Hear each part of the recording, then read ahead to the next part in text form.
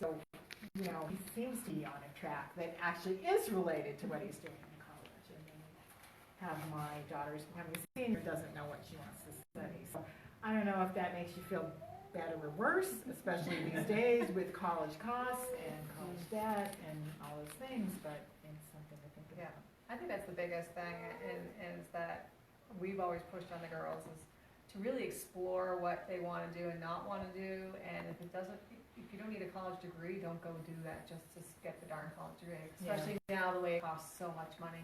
Because there's the military, there's plumbing, there's electrical, there's just so much out there that has a lot of other opportunities, that doesn't have to be that college path. And look at your own lives. Look at how maybe when you were in high school and college, what your expectations were and what you actually ended up doing, how the time you changed.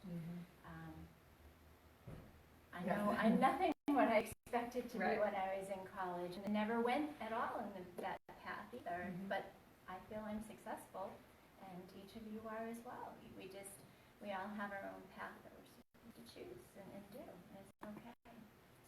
Your kids are going to be fine no matter what they choose to do and what you do.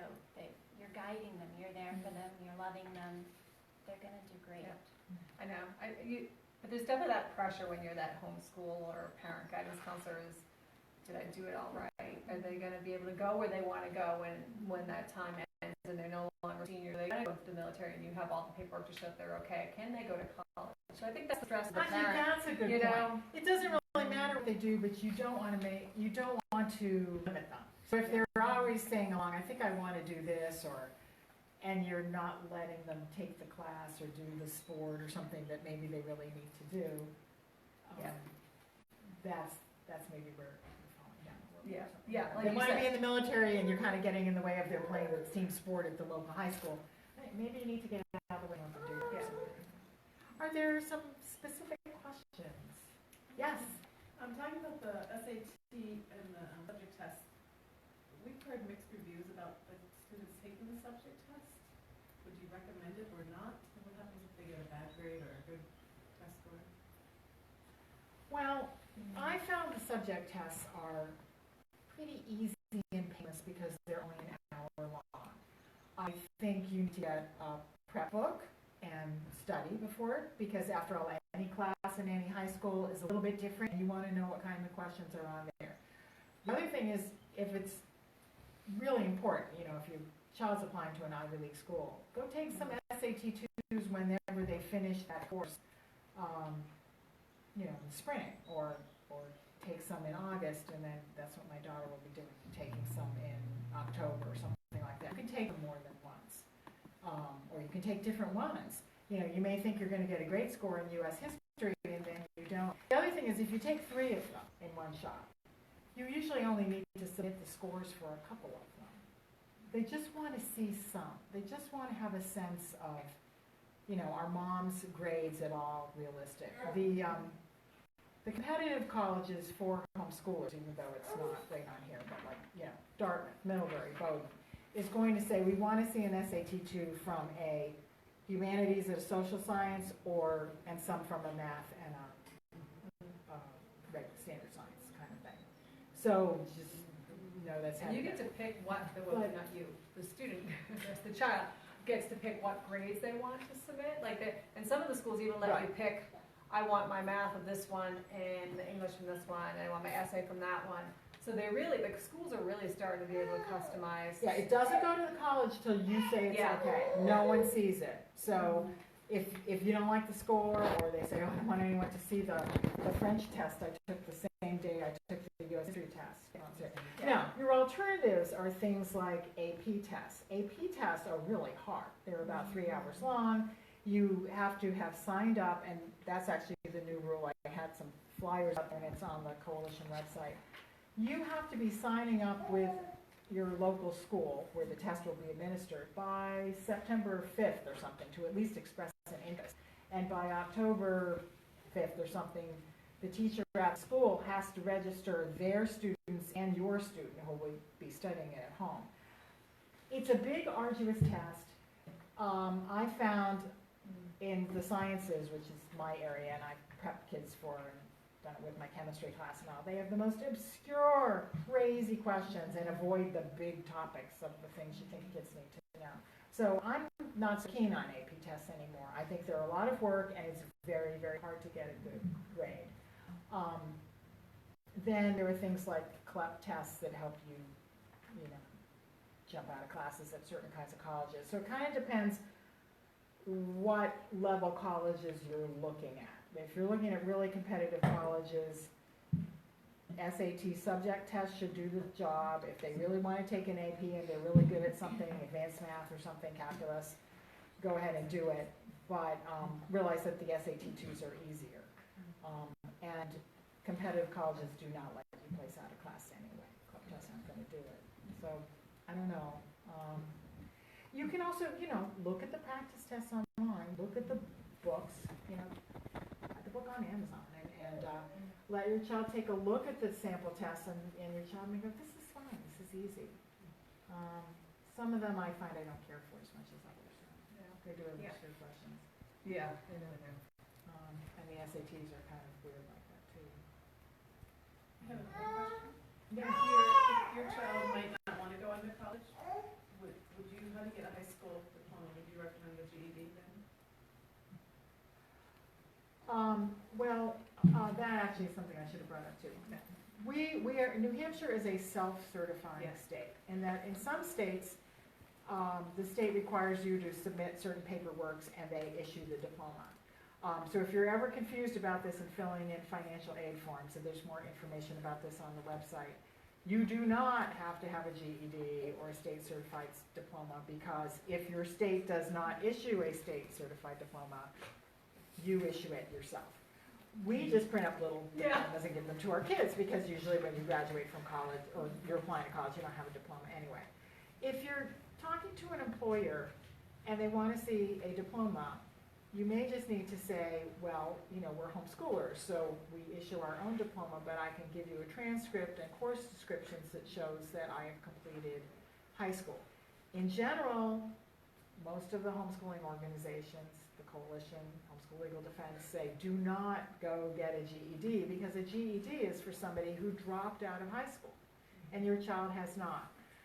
Every once in a while there are places though where you just can't fight that battle and just give up and go get the GED. But usually it's not an issue. And sometimes you need to talk to people at the homeschooling organizations or at the Home Education Advisory Council at the Department of Education. I'm on that council also. And we can contact employers or people and say, homeschoolers in New Hampshire certified their diploma. They have a certain amount of coursework they do. They will be happy to show you what that is, and here are the New Hampshire requirements, and you can see that this child has completed comparable ones. There's not really an easy answer for that, except sometimes to be kind of firm. And it may give you another reason to go to like a school like Colby Academy or Urban NARS, because, well, I don't know about NARS, but Colby, we do give a diploma. So it's something I don't have to worry about. Ours gives you a main diploma. They're accredited. But still, it's accredited and it's a diploma. So you get a state of Maine diploma. That's a good question. I'm curious. And for Eileen over here, it's been particularly important for kids playing sports. Do you want to address that? It is. please? It is helpful. Yeah. Most NCAA schools will require that you have an accredited diploma. They will also require that you have certain, Algebra 1 used to be the requirement. Now you can take 3 years of general math, which is equal to 1 year of algebra. So anybody who had a child who struggled through real algebra and then found out that they could have done it in 3 years, they might have screamed. But so if your child wants to play a sport, any sport, I can talk to you later. There are lots of sports to talk about. That's when you might want to follow someplace that will give you something accredited because of NCAA rules. Okay. Any other questions? Any questions specifically about the transcripts over there? I was just thinking before. Okay, take a comment. Well, definitely do the the course descriptions. SNHU asked for a portfolio, and I called them up and I said, what do you want exactly? Because I have like this huge box of papers and I don't think you want me to mail the whole thing. And they said, 2 samples of work and the course descriptions. So that, thank you, Steph. Okay, Steph which told is me to do kind that. of what they, Yeah. okay, so It's read not what a they say, full but don't portfolio. panic about it. Don't panic. A lot of our evaluators say for portfolios, show us a sample from the beginning or the middle or the end of the year, so something from the end of each course. It was very little, and it would fit in one little envelope, one envelope, 8.5 by 11.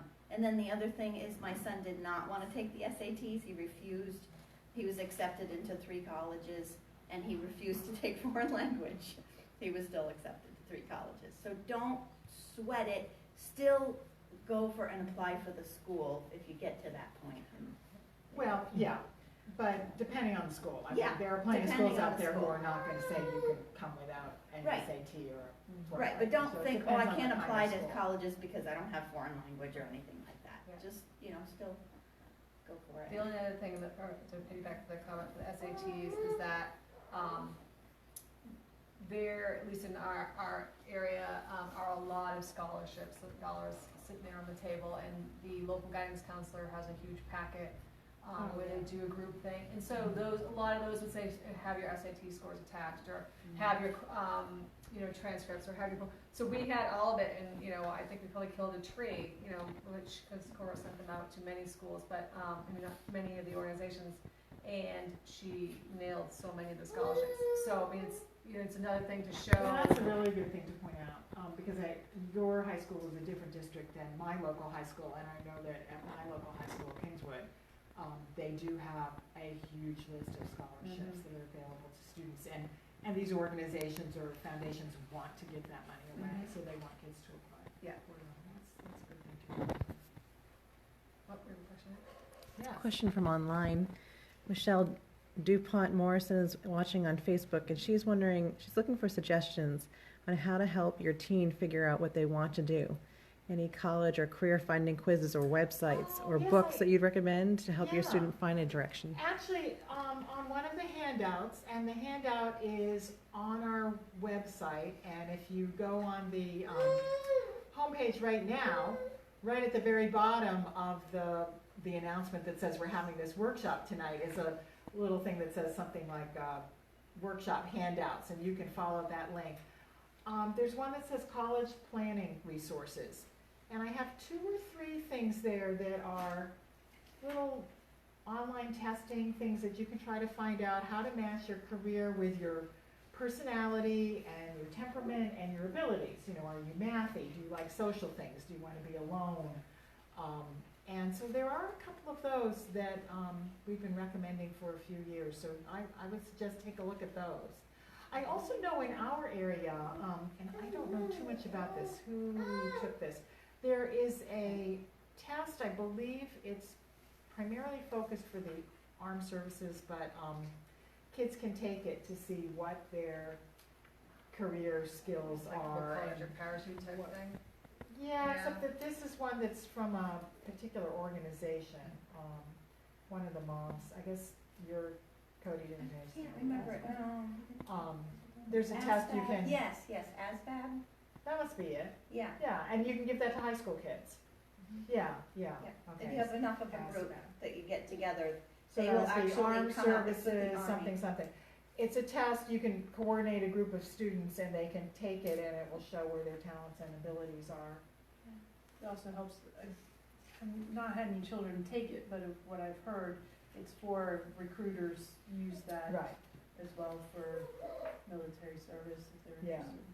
And of course, you can use the military for so many things, whether you want to study medicine or you're interested in electronics or you Law. want to just do something, write up doors and, Coast Guard guys, Yeah. Okay. Any other questions, things to bring up? Just and you might have already answered it, but just trying to figure out the balance between meeting the minimal requirements and then having a daughter that's going to be a freshman and too much pressure on her. What do you want to do? What do you want to do? She thinks she wants to go into fire science, Mhm. So is there benefits, and I think there might be, in trying to find some schools, contacting those schools now and saying, we're a homeschooling family, she has an interest here, what would you like from her, you know, as to a way to help you make your plan? Yeah. How do you balance so that if she's a junior and says, I don't want to do this, I don't want to do this, she's not pigeonholed Into that one. into that area? Right.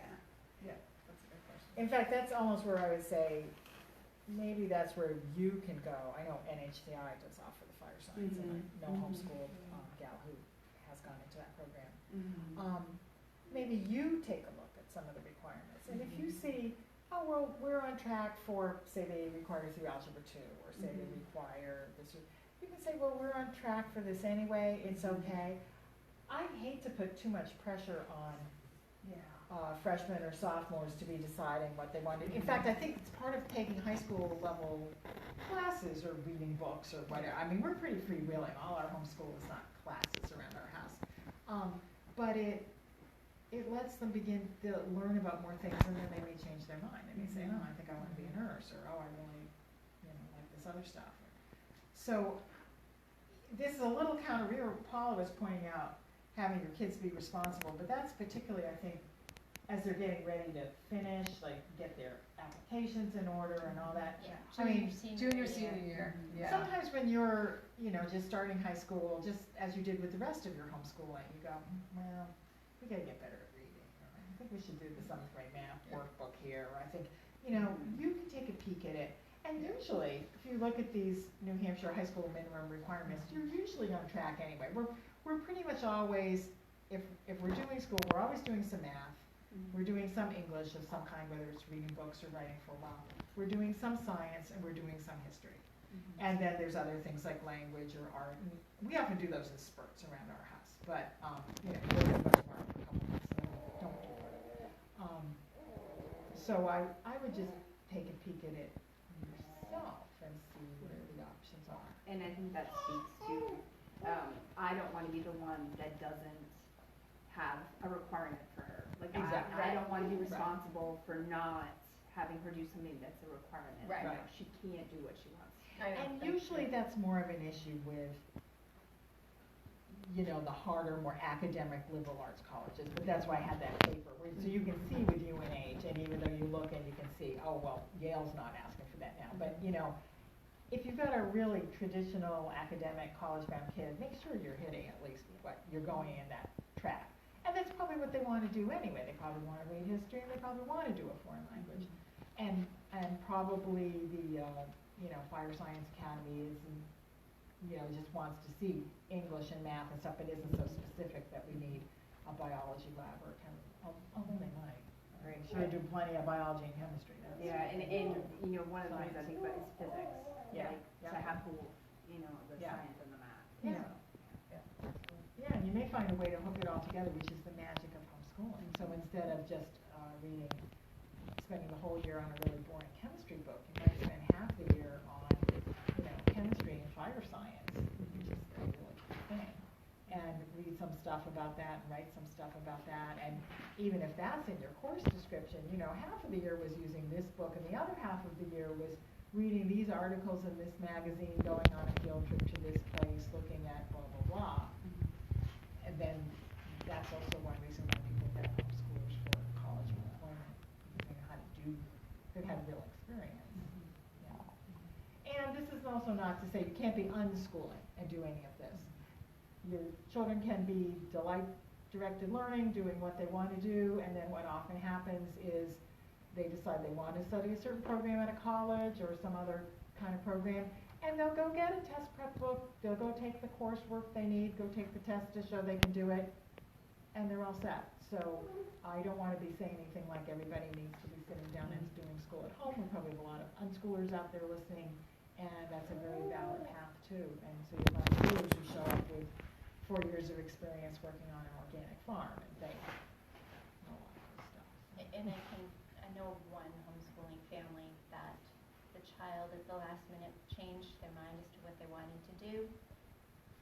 This college allowed the child in with the condition that the one class that I don't want to, she didn't complete during the high school years, they gave that child the summer to get it done, and if he or she was able to get it done, there was no problem, and that child did get it done, and then come fall, was right there in school. Actually, I've heard of things like that too, where they very much like the student, they like the application, but their particular requirements say, you know, but we really have to have this and we can't bend on that, so let's fix it, and we want to take you, so.